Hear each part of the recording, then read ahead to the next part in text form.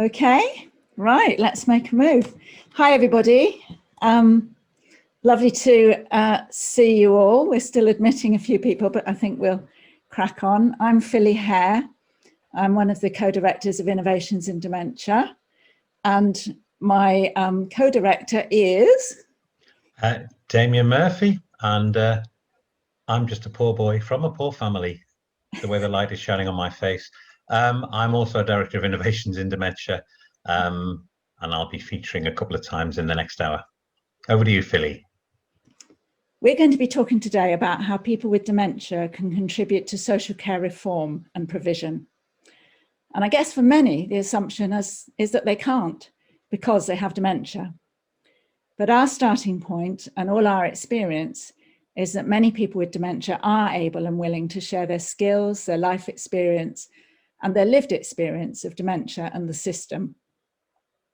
We believe that people with dementia can and should contribute to social care reform through peer support, through research, through strategic involvement, and through the sharing of skills. That doesn't necessarily mean starting from scratch with yet another consultation. We, and of course other organisations as well, have got masses of data and masses of testimonies that can provide evidence of what works and what doesn't. And we can also draw on numerous projects that demonstrate a potential way forward. So we're going to use this session to illustrate this with a few examples of potential elements of a new social care offer. The more we work with and alongside people with dementia, the more we're convinced of the need for them to be in the driving seat of all dementia services. It makes no sense to exclude people with dementia from the design, the development, and the delivery of services. Nothing about us without us makes total sense. So we feel that now more than ever, we need to tap into the hitherto unused resource of people with dementia themselves and their supporters. And at Innovations in Dementia, and often with partners as well, we've been testing out many practical interventions that can be implemented within existing services. So today, through film and audio clips, we're going to hear many of their voices as we look at initiatives in which their skills and contributions are central, including the DEEP Network, Dementia Inquirers, Dementia Craftivists, A Good Life with Dementia, Dementia Diaries, and much more. And these are just a few examples that can be embedded, scaled, and spread widely. So Damien is now going to spend 10 minutes talking about, kicking us off really, by talking about how people with dementia can lead post-diagnostic support. Thanks, Philly. Good afternoon, everybody. Welcome. Full screen, fantastic. Yeah, I was going to talk about A Good Life with Dementia, which is a post-diagnostic course that was born really of almost a reaction. We had as well as being a director of Innovations in Dementia, I have another hat, which is I help facilitate York Minds and Voices, which is a group of peers of dementia in the DEEP, the UK network of Dementia Voices. And we were sort of having that sort of a jokey conversation that there was a proliferation of carer-focused information programs. I used to deliver them myself years ago, and what was always interesting was the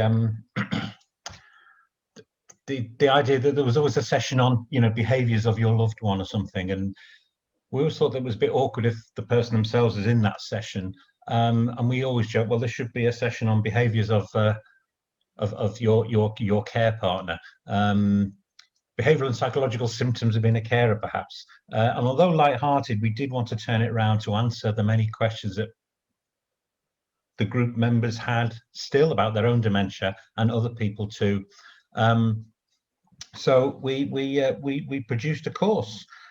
We didn't say what should go in a course. We said, what's the message you want to give to someone going through the system you've been through here in York? And within about 5 minutes, we had the content of what became A Good Life with Dementia. You can front load your service responses with something like this. We can support, the beauty of A Good Life with Dementia is it's not now something we take off the shelf. It's something we renew and recreate each time in different areas. So in York, it was specific to York. We've done the same with a group of people in East Yorkshire. There's a group of people in Scotland. We've got a group of people with dementia already diagnosed, keen to share their own experience. We work with them to create the core of a course content, to create themes and produce them in a course. We advertise it, we delivered it, we created the whole resource pack. What came out of those is specific to those areas, specific resources that even the local providers were saying, oh, can we have a list of these resources? They're great. Which was always struck me as strange, because they were supposed to provide in these sorts of resources. So clearly whatever they was providing doesn't hit the mark and wasn't current or up to date. So that was the beauty of A Good Life with Dementia. I'm going to show it's just a 5-minute video now of the first program we gave just or people who were involved in that, and hopefully this will give you a bit of an idea of it. It's a bit of a shameless plug for innovations as well, but bear with that. All right, I'm going to share my tongue. So I share the screen, so I'm going to have to stick my tongue out. Yes, do you want to continue? Share the sound. Where's my video? Here it is. It seems to be working. Okay.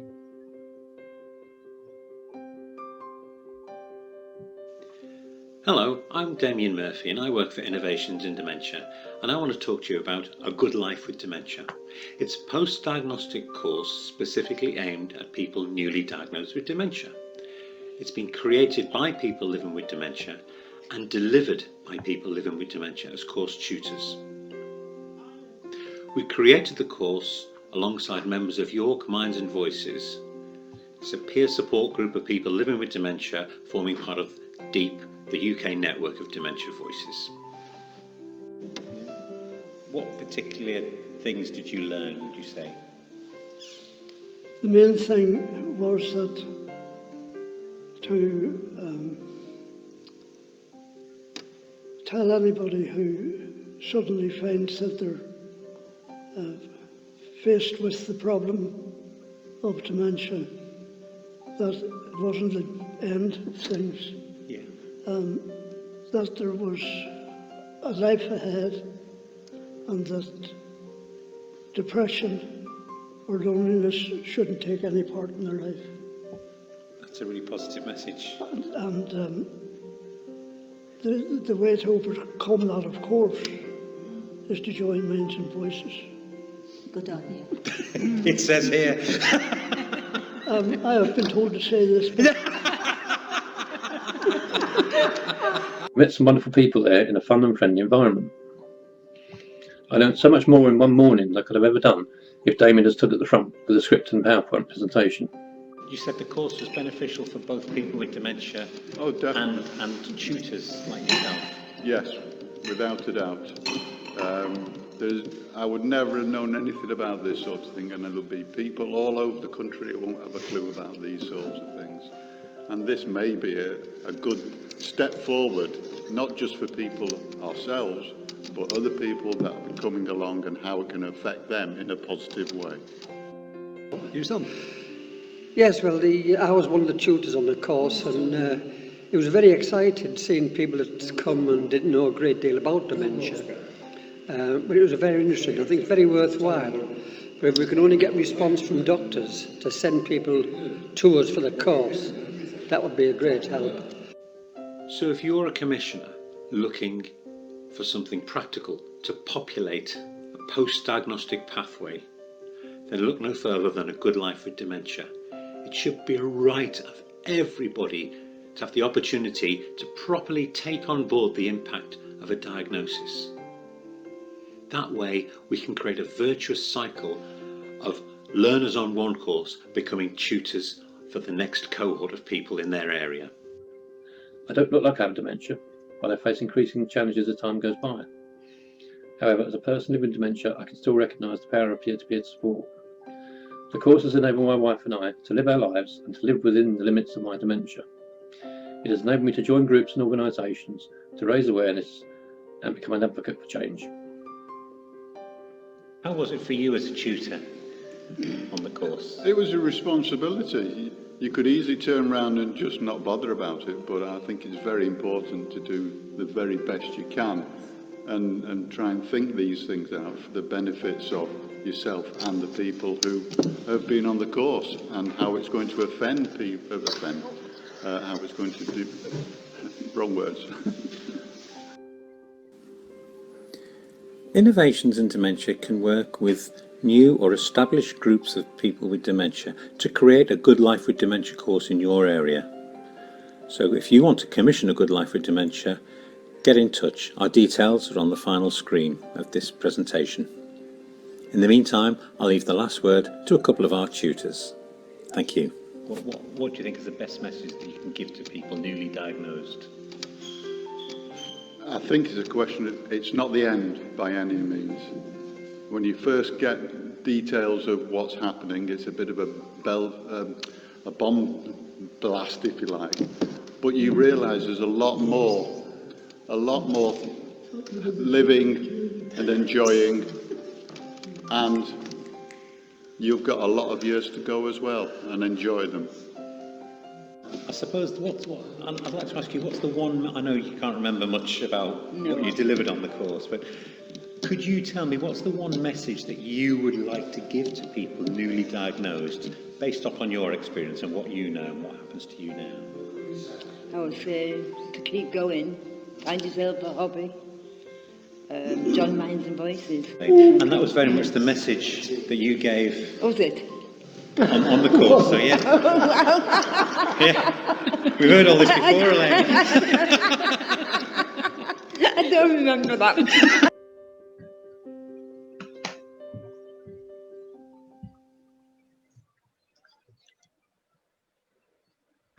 Stop that now.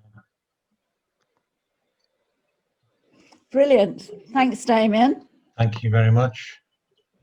Did you want to say a final bit? I will just say I was just shutting off my YouTube. It was going to go on to another video. I know, it's so complicated. All this tech. Oh yes, we've managed the hurdle. Yeah, just to say, you know, who better to learn from than people who've been there and got the T-shirt, really.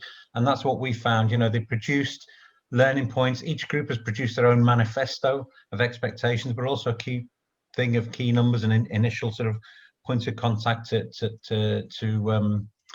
to help to call numbers, key numbers. I mean, we had one lady who was brilliant. She was on the benefits, and she came and gave a talk on the course. So we didn't just have the number for the benefit, we had the name, we had a direct line to our resource sheet said, call Christine, you know, which was brilliant and really encouraging. So yeah, who better to learn from? Shared learning amongst peers. It was beautiful. We just sat down, put the kettle on and let people talk. So yeah, there we go. I'll hand back to you, Philly, for our next bit. Thanks, Damien. Hopefully that was I think it was a really good example of people with dementia sharing their skills and their lived experience to benefit others, and actually also to benefit themselves, because the increase in self-esteem and sort of meaningfulness in their lives is very apparent, and they've certainly testified to that. So I'm just going to talk about one or two other examples of work that we've been involved in, where people with dementia, again, are sharing their skills. And I'll just share the screen again. So the next project I just want to mention briefly is something called Dementia Tip Share, which we produced during the COVID period. And it was really in response to people with dementia saying to us, look, we've got all this lived experience that we want to share with others. And if we'd had somewhere when we were first diagnosed that we could go to and learn from other people in the same boat, that would have made a huge difference to us. So we managed to get a bit of funding from the National Lottery Community Fund, who were very responsive to this suggestion. And we worked hard to set up this website called Dementia Tip Share. And Wendy Mitchell and George Rook, who had both come up with the idea, actually separately, I think, but they were very much in the lead of this project right from the start, of collecting the content through interviews and going through people's blogs and tweets and things. But also they helped very much to make the website as accessible as possible and testing it out as we went along. So it is a resource by people with dementia for people with dementia. And people can go in there to find a tip on a particular kind of issue that they might be having problems with. It could be something practical or something emotional or psychological or something symptomatic. And there's also a facility to share their tips and to ask for a tip if they're having a specific issue. I won't say any more about that, but do have a look at the link there, and you know, share that widely with the people with dementia that you're in touch with, please. It's not really for you unless you're living with dementia, but if you are, it's very much for you. So the next project I want to talk about briefly is Dementia Craftivists. And again, this is something which kind of emerged in the past year. Dementia Craftivists are basically people who are living with dementia who are using their creations to make supportive and enjoyable links across communities. So our project is all about the pride in creating something yourself from scratch. That can be knitting, painting, song or playwriting, poetry, woodwork, much more. And at the same time, while sending, if people choose to do so, their own message to others. So in sharing the things that they're producing with the wider world, they're actually demonstrating the talents and the skills and resilience that they have, and that has particularly come to the fore during this COVID period. And I think the overarching message from this project, as maybe with many of the other projects, is we can. Some of the craftivists have actually been helping each other to learn new skills, either by creating kits for each other or by doing demonstrations or tutorials, all online, of course, which is another barrier for them. And that too has been sending out the message of you can too, loud and clear. We want to mobilize as many people as possible to get involved. And this is an evolutionary project, which is really just developing without any particular strategy. But in response to the needs of people as they arise, and also to when people volunteer to contribute their skills or whatever.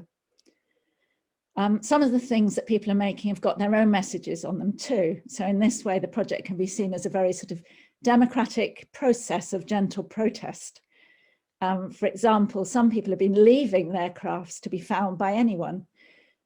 Maybe on a bench or on a beach. And we had several craftivists who, at Remembrance Sunday, they painted lots of poppies on pebbles and left them on the beach or on benches or on the pier to be picked up by members of the public. And of course, on the other side, they sent a message, you know, this is made by someone with dementia, we can do it, which I think is absolutely lovely. And we've also produced labels with the Craftivist logo, which explains that this creation has been made by a person with dementia. So I think it's worth watching a little film about this project as well. So I'm about to try and do that. If I can work out how to stop sharing that and start sharing the film. Let's go.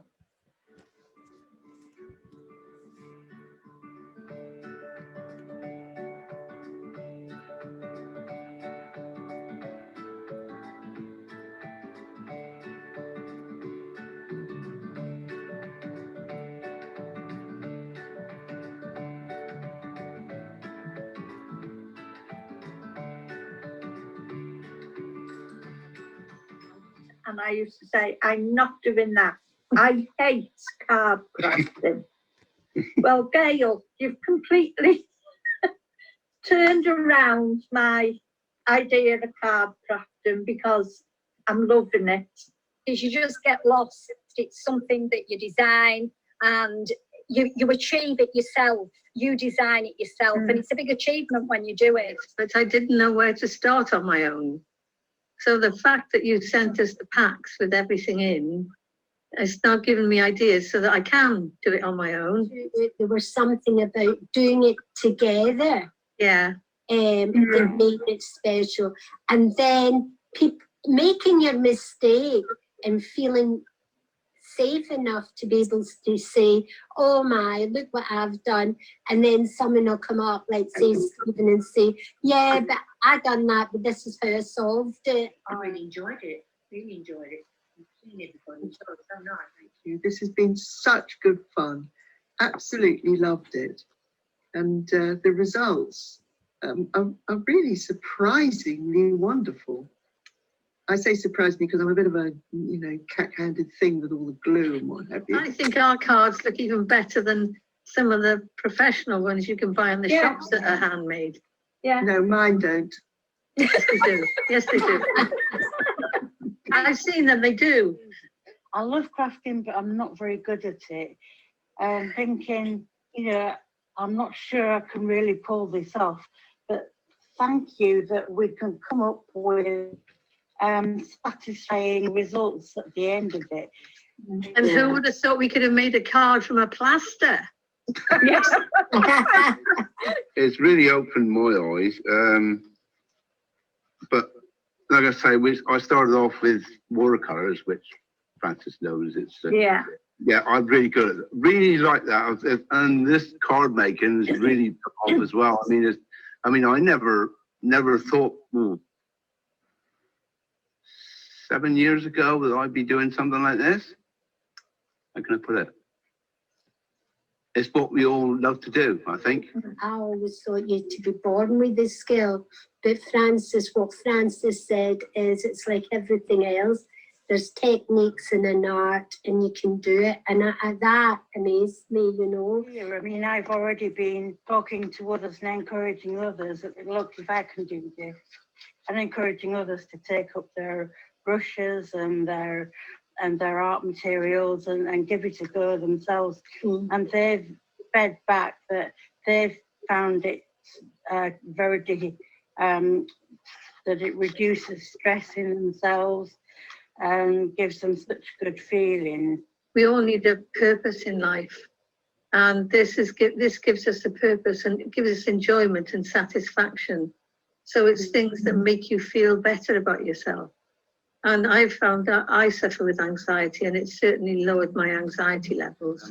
I think each card crafting sessions and watercolor, it's good. It settles your mind, doesn't it? Made such a difference to lockdown. Really has. People with dementia can still learn new things. It was trying to prove to people that even if you've never done something before, that you can learn something and you get a lot from it, whether it be just a simple craft or something that's a little bit harder to do. But I think when everybody comes together, it makes people realise that, yes, we can still do things.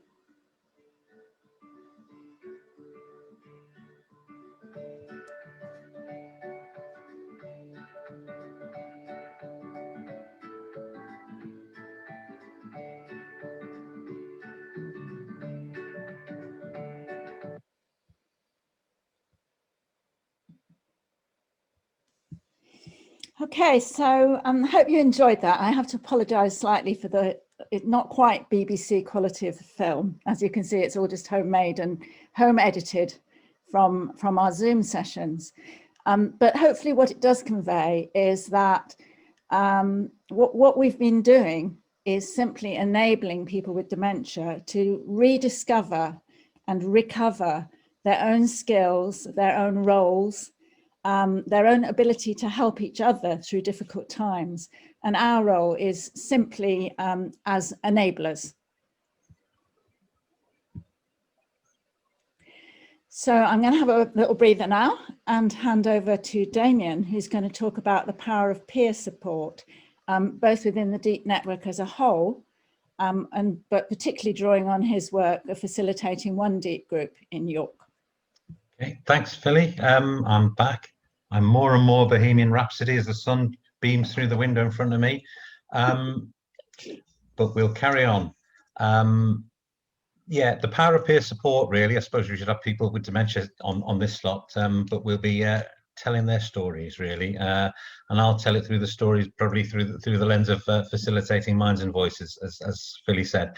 The DEEP network, I'll start on what that is, really. The DEEP network is, it's a network of peer groups across the country. it began, it must be going on for nearly 10 years now, where we got funding to do a study to find out where groups of people, we knew there were groups of people with dementia meeting together in different parts of the country, and we thought, let's find out how many they are and hopefully connect them. And we found about 15, I believe, and got people together, started working together, so there was that potential for a collective voice, because people were challenging the same issues they were finding, and if so more power and all that sort of stuff. There's 80 odd groups now throughout the UK, and more. Some have been going for years, some are just starting up now. So yeah, that's the power. It's still going, which tells you a lot, I think. Minds and Voices, we started that about 6.5 years ago. We just knew there needed to be a forum for people, but we had no agenda in terms of you must do this or you must come and review this, that, or the other. It was, let's get people together and see what happens. And we knew sort of 4 or 5 people with dementia, started having a chat on a regular basis. We got a few quid for a venue, and issues arise. Once you get people together, they start talking, and we became a bit more known locally. We were getting referrals from the local consultants for people newly diagnosed, and we just grew, and we just started to get known locally, and we did a few things, and we started doing little audits of walkthroughs of various tests of signage and wayfinding and accessibility. One of my favorite things we did was auditing the Mecca Bingo in York. Another group had audited the Royal Shakespeare Company, but we're a bit more lowbrow. But we had a great time, hadn't a clue what was going on, and I don't think you had to have dementia not to be confused, to be fair. Peter, who you may have seen in the other video, God rest his soul, he and I went through and did the audit together with the other group, and me and Peter sort of sat together for the day. We hadn't a clue what was going on. We couldn't fathom even the make it easier electronic dabbing machine for the bingo cards. We were all baffled by the bingo lingo, but we had a fantastic time. And every time I meet Peter, we'd say, remember when the bingo, he says, we had great fun. Hadn't a clue what was going on, but we had great fun. So there's a real, opportunity it brought there for that thing. But we contributed, because we wrote a report. We contributed to a report. We had recommendations. So that was really, really useful experience for everyone. And everyone, voice, choice, control, identity, relationship, all these things are compromised and have been compromised by a lot of our people.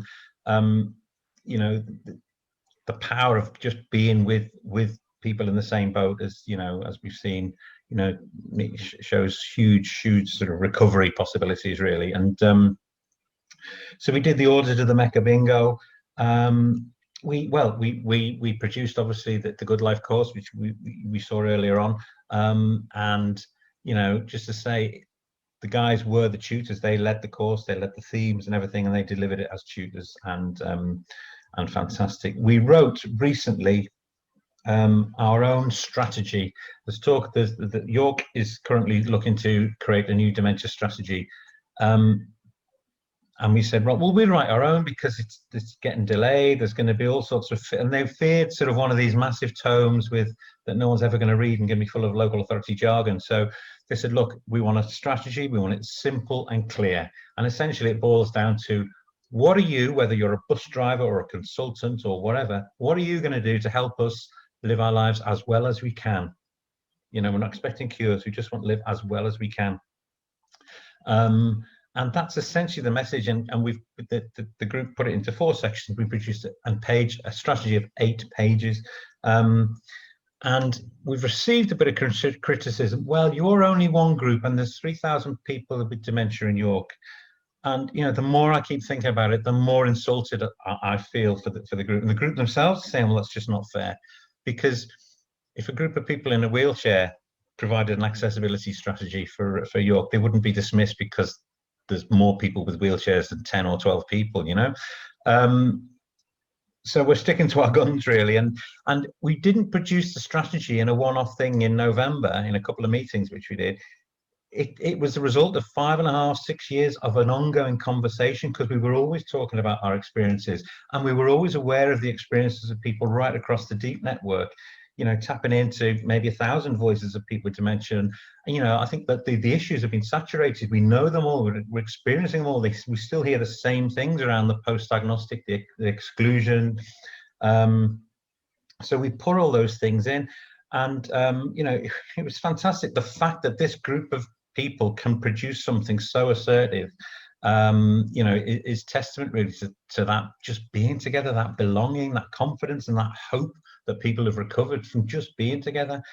Elaine, who was at the end of the last video as well, she'd been diagnosed for 10 years. She would never say boo to a goose. She came to Minds and Voices. She'd just been at home for 10 years, just doing the housework, because that's what she was told, you know, just go home and sort yourself out. And she would, you know, she says, I have the tidiest house in York.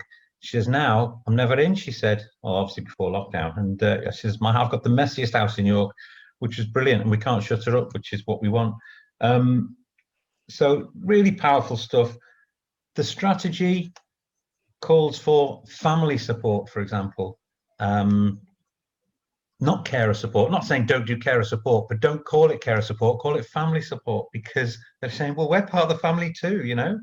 And it's, you know, it's a two-way thing, which is fantastic. We call for, obviously, peer-led learning and development. We call for people with dementia to be involved in the whole learning and development strategy of all dementia training across York. We want a network of ongoing groups, not just Minds and Voices, right across York. So instead of doing a one-off consultation, you know, to find out what should go in a strategy, open dialogue and keep that conversation going everywhere. You know, and we've shown how possible it is. Keep that conversation going. That's how you find things are representative. I'm conscious of time, but we can ask questions. We're okay. Well, you know, just it's great fun as well. Yeah, and that comes across to me. It's fun, and my co-facilitator Anna, she used to be working in the venue where we used to meet, and she just hear uproarious laughter most of the time. She says, "Oh, can I come and join you?" So it brings people, and we got, you know, we'd have people come to us, and we'd get regular requests for you know, for students to come if they're doing a bit of research, they're doing a study. Can we help you with our research? Can you provide some people with dementia for our PPI or for our research? Yeah, sure. Our gang are so open because they're so welcoming and confident to try out and test out anything and to get involved with anything. And that was really, really powerful. And obviously the biggest problem, not the biggest problem, the biggest project we've recently done linked to that is being part of the Dementia Inquirers project, which I know Philly's going to talk about very, very shortly. And we produced our own research paper, and it was born of a conversation in our group. And that's why the research question was real, because it came from real conversation. And Eddie, who was in our group, he says, I pity those poor people on their own, because my wife, she's marvelous. And Wendy's obviously in our group, and she said, well, I prefer being on my own because nobody moves things. And we had that great debate in the group, you know, pros and cons, who's best, what's best. And that formed the basis of our research question, not to find out what's best, but to find out what are the particular needs, the pros and cons and the particular needs of people either on their own or in couples. You know, we did some great findings, but the process was fantastic. And I'm probably going to move on. I think this is a good segue, Philly, don't you think? Very good segue. Yeah, very good classic. Segue, totally unplanned. You'd think, you'd think we prepared this. And into Dementia Inquirers, because that's what it was, and we thoroughly enjoy being part of that. Philly, over to you. Okay, it's back to me, guys, and this is the last example that I'm going to talk about. The last example of people with dementia being in the driving seat. And Dementia Inquirers is a lovely project that we're halfway through, alarmingly, again funded by the National Lottery Community Fund. And the whole point of this programme of work is to test out what it would mean for people with dementia to be in the driving seat of research. And that's something that people with dementia have been asking us for years. You know, why can't we choose the topics that dementia research is done on? Sorry about that English there. Why can't we lead some of the research? Why can't we produce the report? So we thought, okay, well, we'll find out. Let's try it out. And Tony Husband, a well-known and lovely cartoonist, kindly produced this lovely image for us, which shows all the Dementia Inquirers leading the way. And as Wendy Mitchell often says, it's not just about who's at the steering wheel, it's who knows how to put the bolt back when the wheel comes off. which I think is rather lovely. So Dementia Inquirers is actually aiming to develop a new approach to research or inquiry, maybe, that is led and controlled by people with dementia. And what we're really doing is we're supporting deep groups to carry out their own research projects on topics which they come up with. We haven't given them any parameters at all. So they find a question that interests them, they want to know the answer, they apply to us for a small grant, hopefully they get it, and then they crack on with their project with as much or as little support as they need. They might work with their group facilitator, most of them do. We also link in with them as much or as little as they want. And some of them have also been linked with universities who can help them with some of the more technical stuff. For example, if they have to apply to an ethics committee or if they have to do a literature review. But the whole point is that they stay in the driving seat and all the rest of us are assisting them. Up to now, we've given grants out to 15 deep groups, and we've already had 7 of their reports in that you can find on that website. Do read them. And we're just in the last tranche of applications now. So hopefully we'll have maybe a dozen more projects getting started soon. But when I say we, what I should have explained is that I don't mean myself and my colleague Rachel. I mean the group who call themselves the Pioneers. And that's a small group of people all living with dementia who are actually leading the whole program. And they have actually devised accessible ways in which people can apply for funding. They've developed accessible ways in which they can decide who gets the funding or not. We've co-written with them a pack of research methods explained in hopefully very accessible ways. We got fed up with all the mystery and mystique and complexity around ethics committees. So we've co-written our own deep ethics guide, which people are starting to use. So again, it's about people with dementia taking control and saying, actually, this isn't good enough, but not stopping there, not just stopping with what's wrong, but actually saying, between us, we've got the skills and the courage and confidence to offer something different. And hopefully that's the message from all the projects that we've been talking about. So I'm just going to finish with a call to action, which is what I've been asked to do. And our call to action is involve people with dementia in reimagining social care so that it not only meets their needs, but re-energizes their lives. People with dementia call on us to make best use of their voices, their talents, their skills, and their lived experience.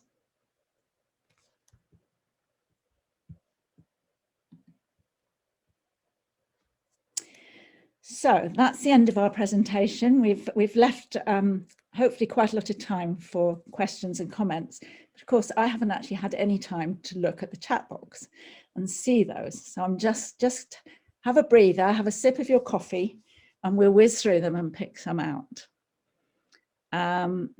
Yeah, I'm sorry, Rachel, you asked for the captions to be put back on, but I'm afraid it didn't work with my screen. It meant that my screen kept disappearing. So I'm really sorry about that. And I hope you've been able to manage with it. Is it possible to have a link to the strategy? That means the York strategy, which York Minds and Voices have produced. Have you done that? Oh, you've done that. I've put that up, yeah. Yes. The Craftivist video link. Might you be able to find that, Damien, while I keep scrolling through these? The Craftivist video, is it on our website, on the Craftivist, Yes. Craftivist, right? Okay, I'll go get looking. the link to the, Bear yeah. with. Stacey says, I'm reviewing day services for those with dementia. This is really insightful and thought-provoking. Neil says his heart is filling with joy. That's lovely. Various people saying they'd love to get doing some crafts now. What else? The power of humor and laughter in the videos is wonderful. And I think, yeah, that is something we really want to stress, is that all this work is work. It's hard work, it's meaningful work, but it's so important that it's always fun, because why else would anybody do it?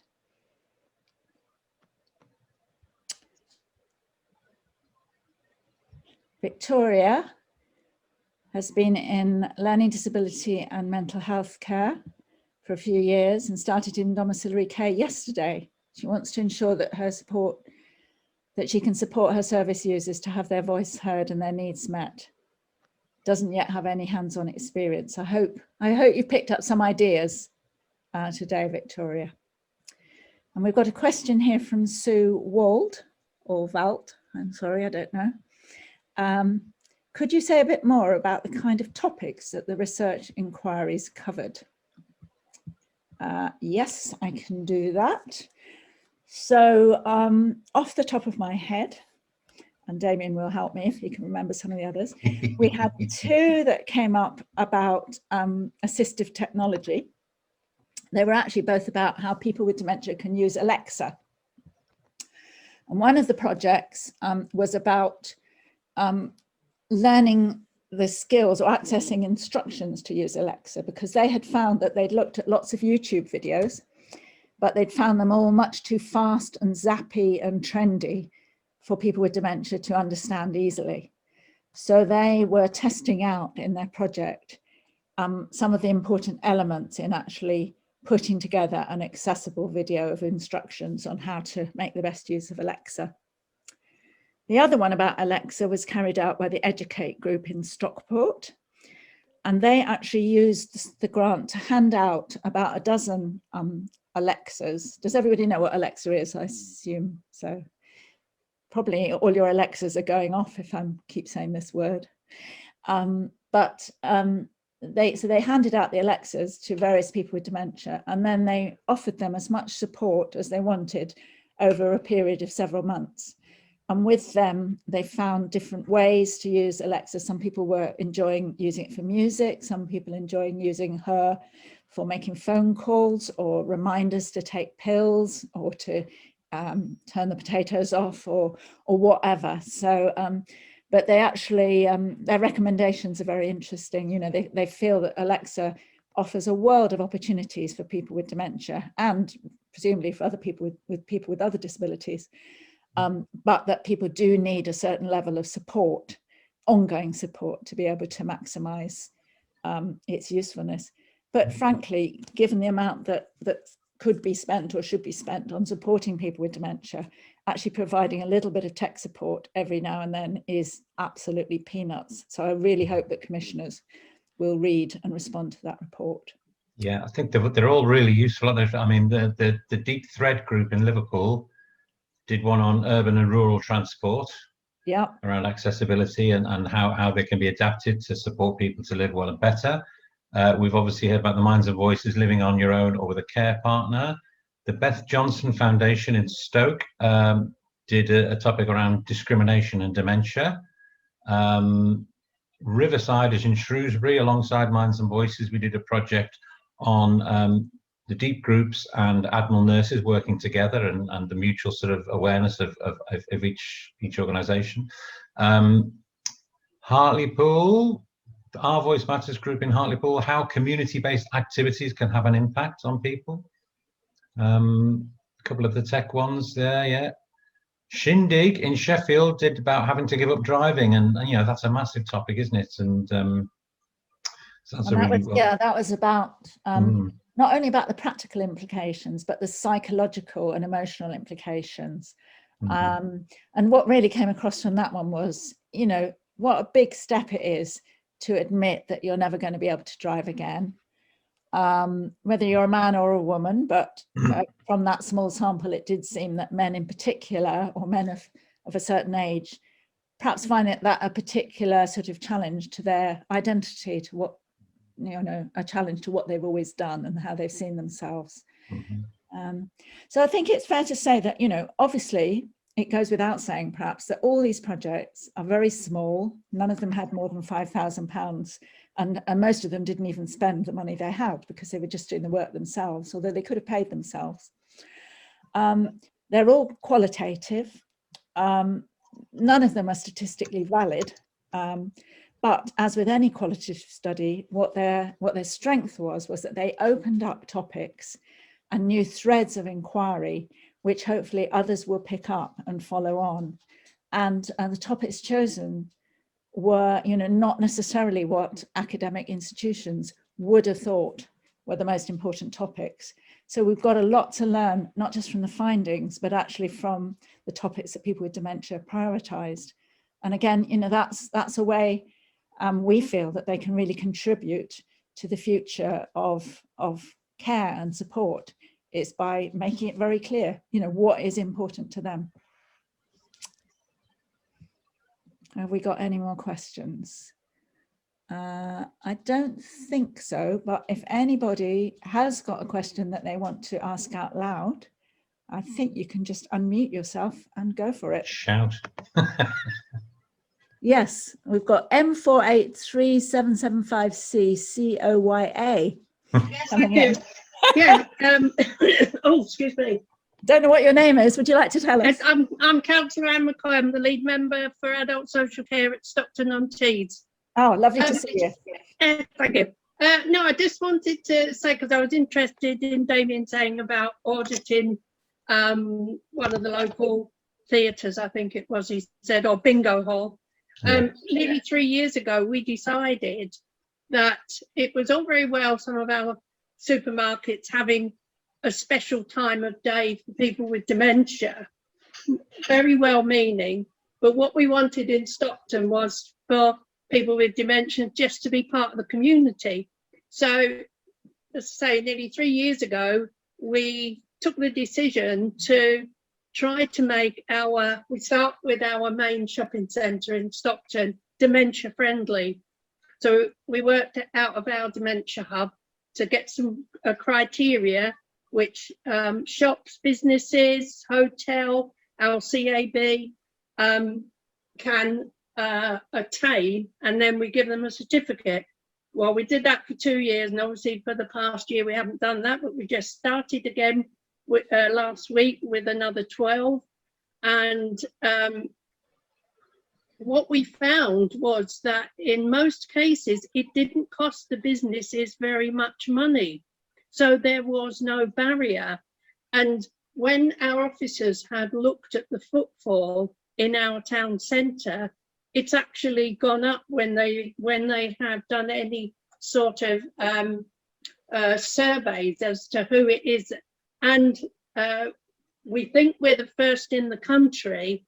Our outdoor market, which is a historic market, became dementia friendly, and we think that is the first one in the country to achieve that. So we are now moving on from there, hopefully, because we're trying to develop our other town centres, and as we do that we want to widen that dementia friendly. But it really has been received very, very well. And I think the thing is, I mean, one of the first pubs, it virtually cost them nothing, and all they had to do, and I was amazed because you learn things, don't you, when it was that they had black cushions on their black leather seats, and it was just a matter of changing the colour of the cushions. Great example, thank you. That's and so it's making people with dementia being part of the community. Yes, and hopefully actually working with them to help you find those changes that can be made. One of the things that you can find on our website is we've got 2 audit checklists which were co-produced with people with dementia several years ago, actually, one for outdoor public spaces and one for indoor public spaces. But they are meant, the checklist is meant not for people without dementia to whip through, but actually for other people with dementia to use as a basis of their audits, and they're not obviously looking. Yeah, so that's great. I mean, we tend to have moved now to the term dementia accessible as opposed to dementia friendly. Friendly is nice, but we feel that the phrase dementia accessible kind of conveys the fact that actually people with dementia, just like anybody else, any other human being, and certainly anybody with a disability, have rights to be able to access everything in their communities. So rights under the Equality Act, under the United Nations Convention of Rights for Persons with Disabilities. So we feel that phrase "dementia accessible" kind of conveys that a bit more strongly. Yeah, it was what they chose at the dementia centre. So sure. I appreciate what you're saying. Yeah, it's a removable feast, really. I think dementia friendliness or accessibility is surely in the eye of the beholder. And for one person's experience, if it's good, then it is, and if it's not, then it's not. There's a hardware store in York which is like a rabbit warren called Barnett's. You can get anything in there, and there's shelves stacked from floor to ceiling, and it's completely disorientating. But what it is, it's completely disorientating for everybody, so it's a great leveler. And our gang, Minds and Voices, said that was the most dementia-friendly, dementia-accessible place in York, because everyone's lost when they go in there, but they've got loads of staff. And often you'll find, as you said, it's not expensive. It's just about good customer service half the time.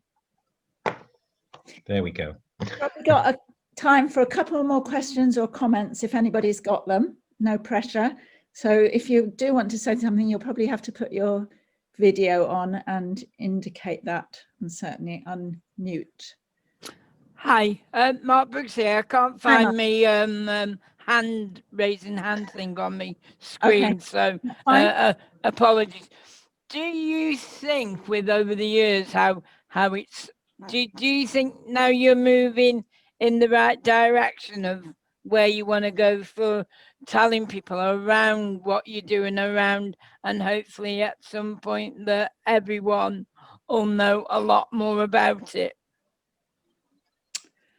Shall I go first, Damien, and then I'm sure. Fire away, Kelly. Yeah. So what do I think? I think that probably in the disability world, as in the disability world as a whole, assuming there is such a thing, there are all sorts of examples of great work, of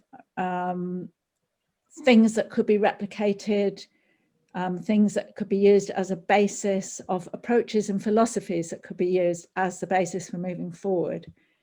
But I'm also pretty disappointed that most people with dementia don't access any of this stuff. And I think that is just so sad. It's not justifiable. I mean, soon there will be 1 million people in the UK who are living with dementia. And organisations like ours and all the others as well, we only just scratched the surface. Not that everybody has to receive services or be connected to an organisation. I don't mean that, because if awareness and understanding is improved, it's very much the job of the whole of our society to help people feel included and welcomed and an equal part. But yeah, maybe I'm getting a bit sad after 40 years in the game. Right. But I see some great stuff and lots of bad stuff or just no stuff. How about you, Damien? Are you a bit more positive? Yeah, well, yeah, it's a bit of both, isn't it? You have these moments, you have good and bad days. I mean, the narrative certainly changed from I've got dementia, therefore I can't do anything, to I've got dementia because you lot aren't letting me, which is great. But yeah, still a long way to go, still people. And do you know what? Serendipity plays too much of a part. You know, it's often luck that people encounter something that works for them, and that's not right either, really. Yeah, no, thanks. Do you know why, though? Why people aren't looking at your information or accessing? Why? Well, people do get, or they get just general information, but they see that and say, well, that doesn't really fit me, you know, and the stuff that we're finding works, you know, to say, come and join a deep group or come and, it's hard, you know, it's about building relationships over time and encouraging people, because there's this massive blow to confidence that people get, you know, there's, you know, it's, I suppose you've got to keep going, taking steps further back, and all about the stigma of dementia and working on an intergenerational basis, and you know, moving away from the wholly medicalized idea of dementia, because it is people are getting that doom and gloom, and then people think, well, I can't, you know, there's that stigma, that self-limiting idea. Well, if that means I've got dementia, that means I'm stupid, that means someone's going to put me away, that means I can't do this, that, and the other. And it's terrifying. And, you know, so there's an awful lot of work to do there. And that, you know, all that contributes to people maybe not looking for stuff or not wanting to go and join a group and be labeled and all that sort of stuff. So, yeah, it's. But I think, you know, just to kind of wrap it up a bit, because we're running out of time, I think, and maybe to finish on a more positive note, I think it's also because social care has been framed in such a negative way and in such a narrow and limited way. And so, you know, the work that's happening here today and in this whole social care future movement is so inspiring and so exciting, because it has shown us that the only way we can actually change things in the future is to reframe and to think about things in a completely different way, with the people who actually need support, want support, at the very heart of everything. So I think we'll leave it there. I think we will. That sounds good for me. Sorry, that was finished on a low question. That's all right. I turned it round. Yeah. Thank you so much, everyone. Hopefully we'll get a copy of the chat box. So if there are any other questions or comments that would benefit from response, we will do that. But thank you so much for joining us, and enjoy the rest of the day. Thank you, everybody. Right.